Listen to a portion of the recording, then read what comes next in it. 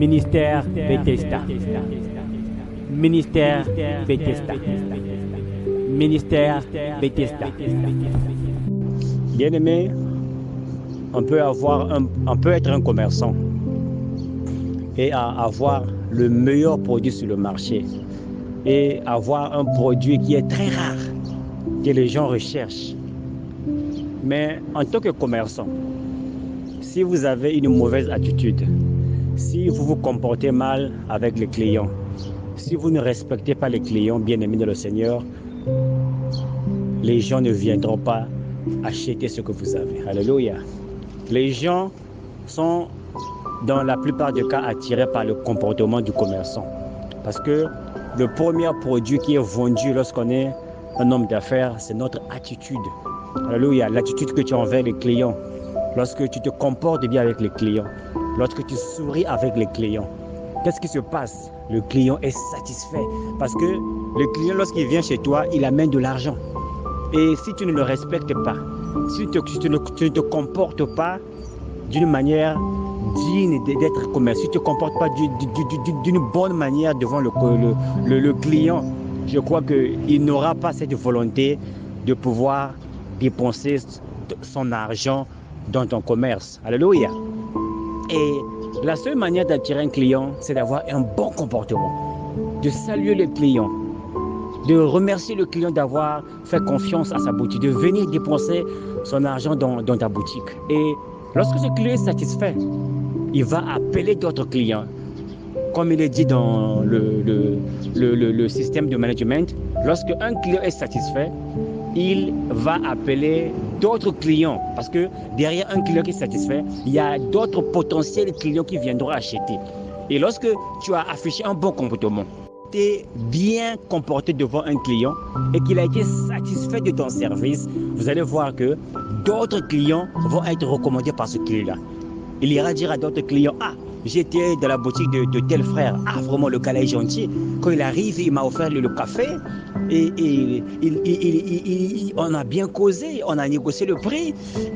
Tu vois, la personne est satisfaite. Et il a la volonté de pouvoir dépenser son argent dans ta boutique. Et il va dire cela à d'autres clients bien-aimés de le Seigneur. Et aujourd'hui, nous, en tant qu'enfants de Dieu, aujourd'hui, nous, en tant que croyants de la parole de Dieu, croyants de la Bible, croyants de l'évangile de Jésus-Christ, nous sommes des commerçants. Alléluia. Nous sommes des commerçants. Mon frère, toi qui m'écoutes ce matin, tu es un commerçant. Ma soeur, toi qui m'écoutes ce matin, tu es un commerçant. Tu es en train de vendre un produit. Et ce produit-là, c'est Jésus-Christ. Alléluia. Ce produit, c'est Jésus-Christ. Alléluia. Parce que la Bible nous enseigne dans le Matthieu chapitre 28, allez partout, dans toutes les nations, et faites de toutes les nations les disciples. On t'envoie en tant que commerçant avec un produit. Et ce produit, c'est Jésus. Tu dois aller le vendre aux gens. Et la personne qui présente ce produit, c'est toi et moi. Alléluia. Mais si nous, en tant que commerçants de ce produit qui est Jésus-Christ, le produit est fiable, le produit est bon, c'est de la bonne qualité, c'est le Seigneur Jésus-Christ. Mais nous qui apportons ce produit, si on ne se comporte pas bien, si on n'a pas une bonne attitude, je crois que les clients ne vont pas être tentés de venir acheter ce produit-là. On fera outrage à ce produit-là. Le Seigneur, ce produit que nous sommes en train de promouvoir, ce produit que nous sommes en train de vendre, c'est le Seigneur Jésus-Christ. Et nous sommes ces boutiques-là, bien-aimés. L'église dont on parle, bien-aimé le Seigneur, le temple dont on parle, ce sont nos vies. Moi, je crois que, bien-aimé le Seigneur, avec toute humilité, la véritable église qui devait attirer les gens, ce ne sont pas ces bâtiments dont nous allons nous retrouver chaque dimanche ou bien chaque soir que nous avons des réunions de service. La véritable église dont Dieu se plaît à pouvoir vivre, c'est ta vie, mon frère. C'est ta vie, ma soeur. Ta vie, c'est la véritable église. Alléluia. Nos vies sont les véritables églises. La véritable maison de Dieu, c'est ta vie, mon frère. Et vous allez comprendre une chose, lorsque Dieu se sauve, lorsque Dieu t'a sauvé, il t'a enlever de la puissance des ténèbres et d'amener dans son royaume. Ce n'est pas, bien-aimé de le Seigneur, afin que tu puisses seulement recevoir des bénédictions de la part du Seigneur Jésus-Christ. Alléluia. Nous avons été sauvés pour sauver d'autres. Je répète, bien-aimé de le Seigneur, Dieu t'a sauvé pour sauver d'autres. Dieu te bénit pour bénir d'autres. Dieu t'aime afin que toi tu puisses aimer d'autres. Donc ce que Dieu fait dans ta vie, toi tu dois aussi le refléter à une autre personne. Alléluia. Dieu t'a sauvé. Dieu t'a délivré. Toi aussi, tu dois aussi apporter la délivrance à d'autres personnes. Dieu s'est révélé à toi. Toi aussi, tu dois révéler Dieu à d'autres personnes. Alléluia. Peuple de Dieu, nous avons, même dans des foyers, le mari est un croyant, mais la femme ne croit pas. Mais qu'est-ce qui est l'obstacle à la croyance de la femme? C'est le comportement du mari. Le mari a un bon produit, mais la manière dont il expose le produit à sa femme ne veut pas croire cela. Parce que lorsque la femme parle de Dieu, il dit il sait que son mari se comporte mal. Mais le produit, du coup, n'a plus de garantie. Le produit n'a plus de confiance parce que la personne qui apporte ce produit se comporte mal, bien le Seigneur. Il y a des femmes aujourd'hui qui croient dans le Seigneur Jésus-Christ, mais dans la manière dont la femme se comporte à la maison, cela décourage le mari à pouvoir suivre cette femme-là à l'église. Alléluia. Aujourd'hui, tout le monde aime Dieu, il veut servir Dieu. Mais nous qui prétendons, nous qui avons reçu le Seigneur Jésus en premier, comment est-ce que nous nous comportons devant ces gens-là? Tu es un père de famille. Le comportement que tu affiches à la maison empêche à tes enfants de te suivre à l'église, empêche à tes enfants de pouvoir accepter Dieu. Ils se disent que si mon papa, ma maman, qui sert le Seigneur se comporte comme ça, qu'est-ce que je vais aller faire à l'église, moi? Alléluia. Nous avons des frères et des sœurs aujourd'hui qui ne croient pas au Seigneur Jésus-Christ. Ce n'est pas parce qu'ils ne veulent pas aller à l'église, ce n'est pas parce qu'ils ne veulent pas recevoir le Seigneur Jésus-Christ. Mais nous qui avons reçu le Seigneur Jésus-Christ, nous qui sommes chrétiens en premier, comment est-ce que nous nous comportons devant nos frères? C'est la question qu'on devait se poser. C'est la question qu'on devait se poser, mon frère, toi qui m'écoutes ce matin, ma soeur, toi qui m'écoutes ce matin. Toi, tu te dis chrétien.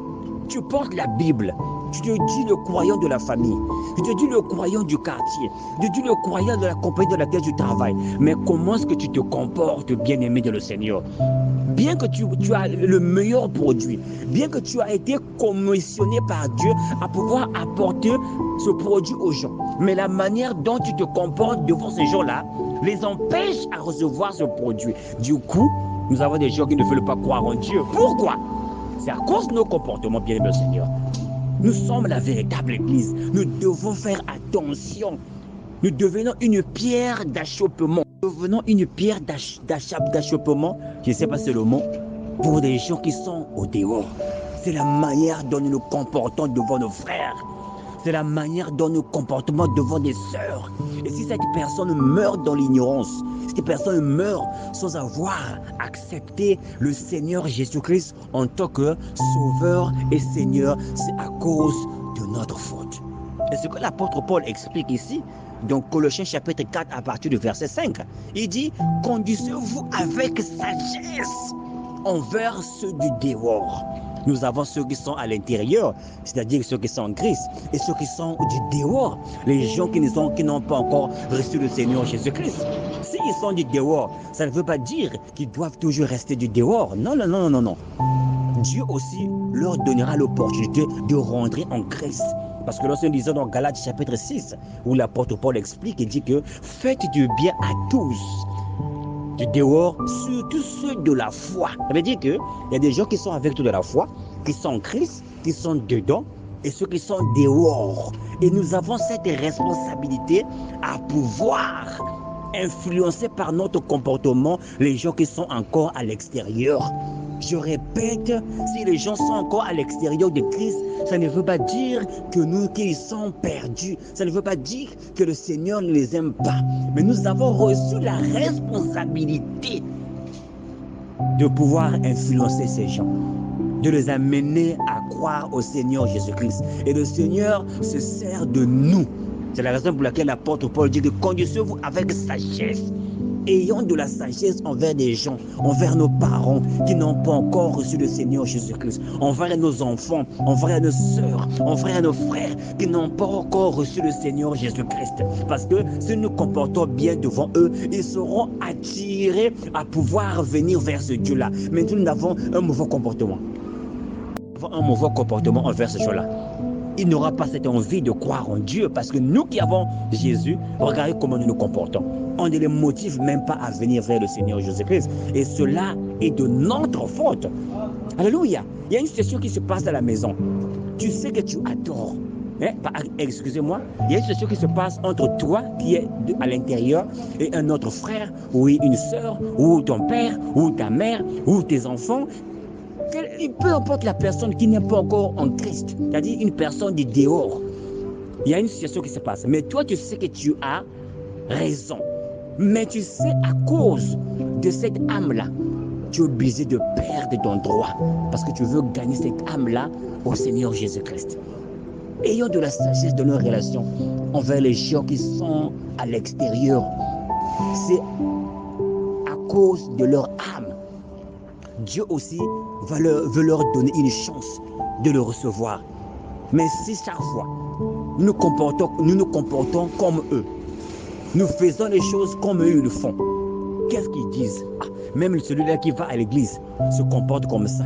Lui qui va à l'église, il va aussi dans les bars. Lui qui va à l'église, il ment aussi. Lui qui va à l'église, il a aussi des copines. Lui qui va à l'église, il triche même au travail. Lui qui va à l'église, il fait ce que nous faisons. Mais pourquoi je dois me rendre à l'église? Alléluia, vous voyez, on a ce langage-là autour de nous. Et ces gens-là ne sont plus motivés, ne veulent plus venir servir le Seigneur Jésus-Christ. Nous les achoppons. Nous ne servons pas d'exemple envers les gens qui sont au dehors. Et cela, c'est un grand problème. Le Seigneur, ce matin, nous appelle à la sagesse. Prions afin que le Seigneur nous donne de la sagesse. Une bonne manière de se comporter. Parce que la sagesse, la première des choses, c'est connaître la vérité et l'appliquer. Alléluia. Tu sais que cette personne-là est sensible. L'apôtre Paul nous explique cela dans le livre de Corinthiens. Il dit que, mais à cause de cette personne-là, la nourriture que je veux manger, je ne la mange pas. Pourquoi? Parce que cela risque d'achoper cette personne-là à cause de sa foi. Alléluia. Ministère Bethesda. Ministère Bethesda. Ministère Bethesda.